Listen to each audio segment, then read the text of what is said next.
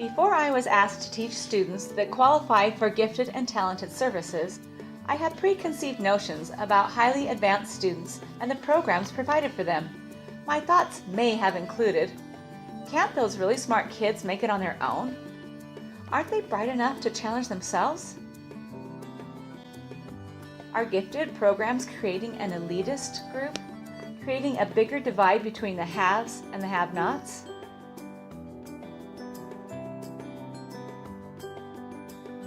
We should really give the extra help to students who really need it.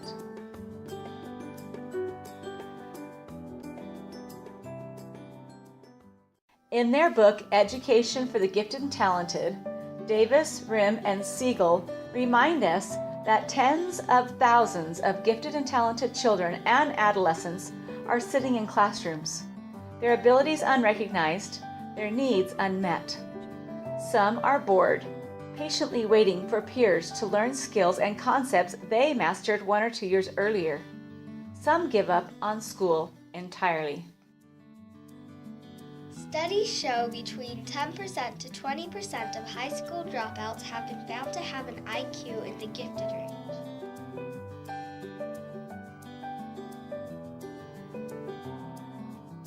Percent to 50% of gifted students underachieve at one time or another in school.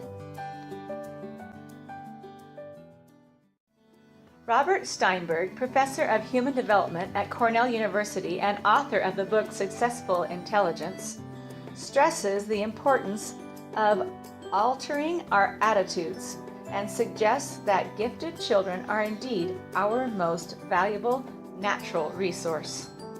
Students with advanced gifts and talents deserve an education consistent with their capability. It is unfair to ignore or prevent the development of their special skills and abilities. This might hinder their educational aspirations or career opportunities. J.A. Kolek's analysis found the achievement of low ability students has not been harmed by homogeneous grouping. Additionally, follow-up research by Cramen, Benson, and Martin concludes, there are absolutely losses in achievement test scores when gifted students are grouped heterogeneously. Grouping higher ability students can produce substantial gains in academics, creativity, and thinking skills.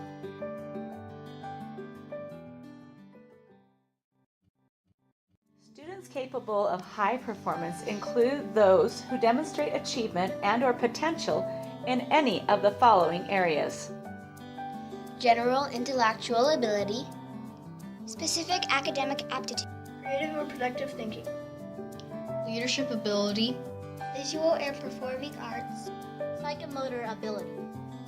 Is it any wonder society's creative leaders and problem solvers may come from programs designed to support able learners? A well-constructed program for gifted and talented students cannot be a cookie-cutter model.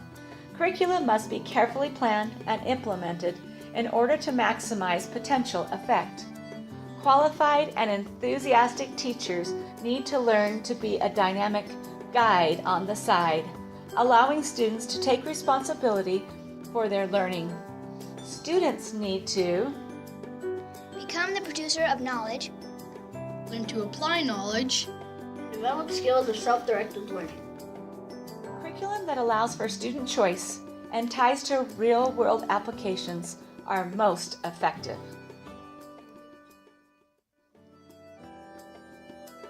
Harry Passow, one of the first educators to study the needs of gifted education, introduced the could, should, would test for gifted curriculum.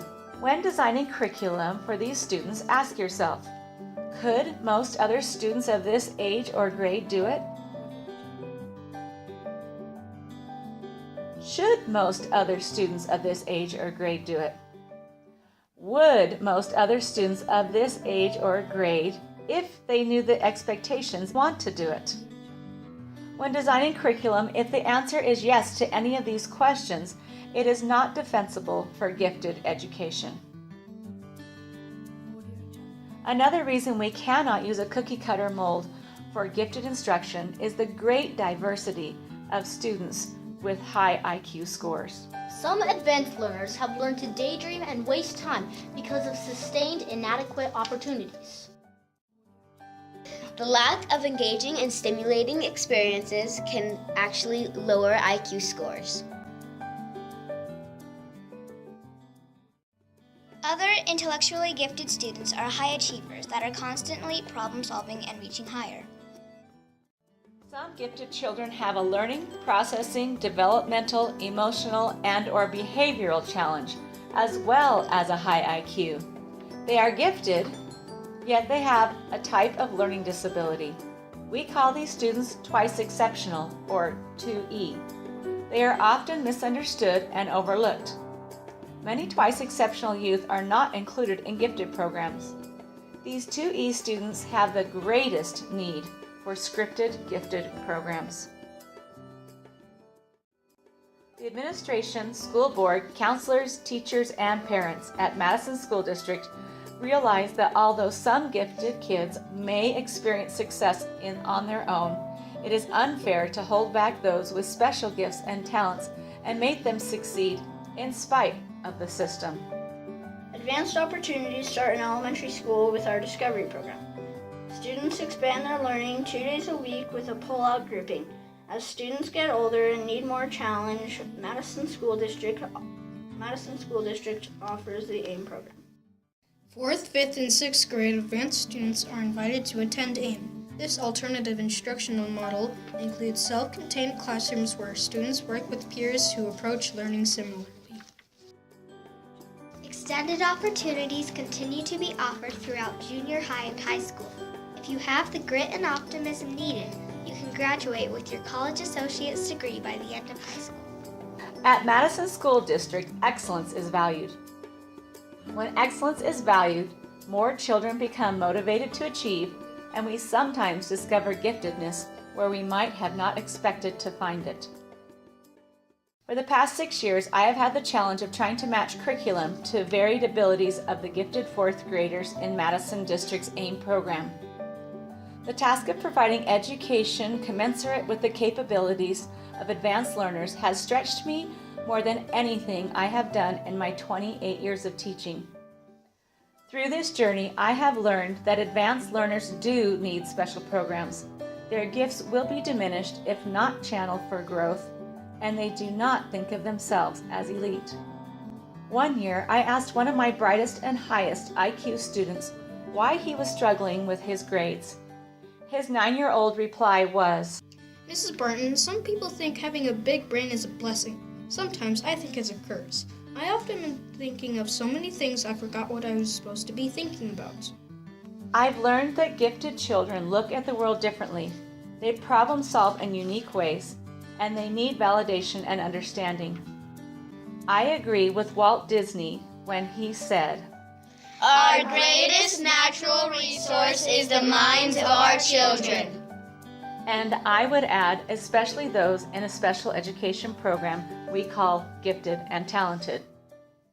Madison School District, thank you for providing handcrafted gifted education for students to meet their cognitive, emotional, and social needs. The AIM and Discovery programs provide appropriate education for children who need a special challenge. All children in our school system have the right to learn something new every day. Because of the gifted programs in our district, even advanced learners are provided with a chance to continue their passion for learning. Understanding how the gifted mind learns and processes is a never-ending journey. As educators, we need to continue to adapt our teaching to best help these students reach their full potential. Our programs must continue to evolve and change as well.